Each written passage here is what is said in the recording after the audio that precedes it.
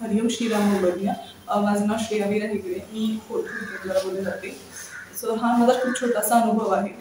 तर माझ्या कंपनीमध्ये असं आहे की कॅब आम्हाला प्रोव्हाइड केलं जातं.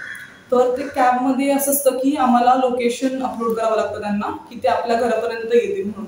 आणि मी असं माझं लोकेशन अपलोड केलं होतं 2-3दा. पण असं होत होतं की माझं जे घर आहे त्याच्या मेन रोडच्या ऑपोजिटच्या लोकेशनमध्ये ते जाऊन थांबायचं. म्हणजे तिकडे जाऊन ते लोकेशन व्हायचं. आणि मलाही कळायचं ना असं का होतंय. पण एकदा मला असं वाटलं की मे बी माझ्याकडूनच काहीतरी चूक होती त्यामुळे.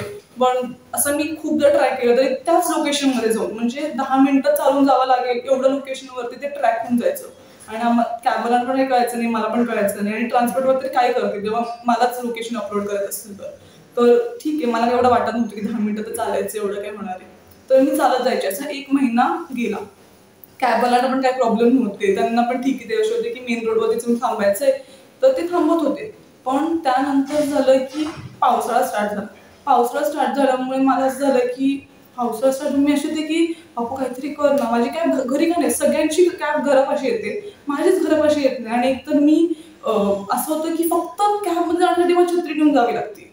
आणि माझा लॅपटॉप पण भिजेल. म्हटलं एक तर मला फक्त स्वतः भिजायची काहीच टेन्शन नव्हतं. एकतर तो लॅपटॉप जो भिजेल ना त्याची भीती होती की आपली पण प्रॉपर्टी नाहीये, ती ऑफिसची प्रॉपर्टी असते. तर त्याची भीती होती मला. पण मी अशीच सकाळी जेव्हा उठले होते तेव्हा म्हटलं बाबू प्लीज काहीतरी कर. पण मला हे पण माहिती होते काय होणार आहे, लोकेशन तर मी किती वेळा अपलोड करते तरी माझं लोकेशन ट्रॅक सुद्धा होत नाहीये. आणि ते ऑपोजिट मला चालून जावं लागतं. आणि तेव्हा पावसाळा खूप जोरात पडायचा. त्यामुळे माझं झालं मी छत्री पण माझ्या बॅगेत ठेवून दिली की जाऊन दे 10 मिनिटासाठी का होईना छत्री न्यावीच लागणार आहे मला. पण ते पण क्वेश्चन तिकडे जाऊन छत्री कुठं ठेवू ऑफिसमध्ये, कारण की कॅम्पस खूप मोठा असतो. त्यामुळे कुठं ठेवायचं. आणि ते म्हणते पर्सनल प्रॉपर्टी तुमच्याकडेच ठेवा तुम्ही. मग आपल्या कॅबिनेट्समध्ये पण ठेवू शकत नाही, बिकॉज सगळ्यांचे इन्क्लुडिंग असतात. त्यामुळे त्यांना पण हेक्टिक होईल की ओलं ओलं कुठून येतं हे सगळं म्हणून. त्यामुळे तो खूप प्रॉब्लेम होत होता. त्या दिवशी मी सहज बोलले की बाबा काहीतरी कर प्लीज. माझी कॅब माझ्या घरापाशी का नाही येते, एवढं माझं घर थोडी खेडेगावातले की त्याचं लोकेशनच ट्रॅक होत नाहीये. मग असंच बोलता बोलता मला एक फोन आला. आणि तो कॅबवाला मला म्हणतोय की मैडम आपका लोकेशन ट्रैक नहीं हो रहा है.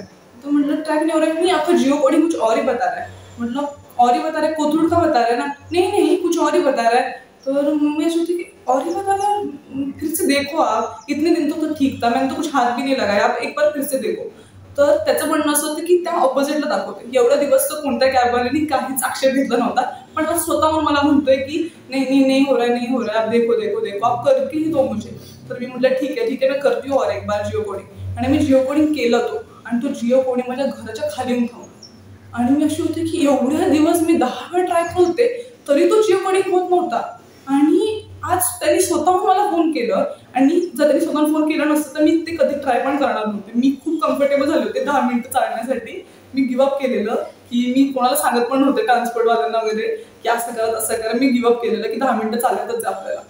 तर त्यांनी स्वतःहून फोन केल्यामुळे तुम्ही एफर्ट घातला त्याच्यासाठी की ठीक आहे बाबा तू एवढं म्हणतोयस तर मी करते जिओ कोडिंग म्हणून. पण ते लोकेशन तेच दाखवणार एवढं कॉन्फिडन्सने त्याला पण मी बोलले की वो उधर ही दिखाने वाला है आपको. पण नंतर मी केल्यानंतर माझ्या घराच्या खाली, म्हणजे आता माझी जी कॅब आहे ते बिल्डिंगच्या खाली येते.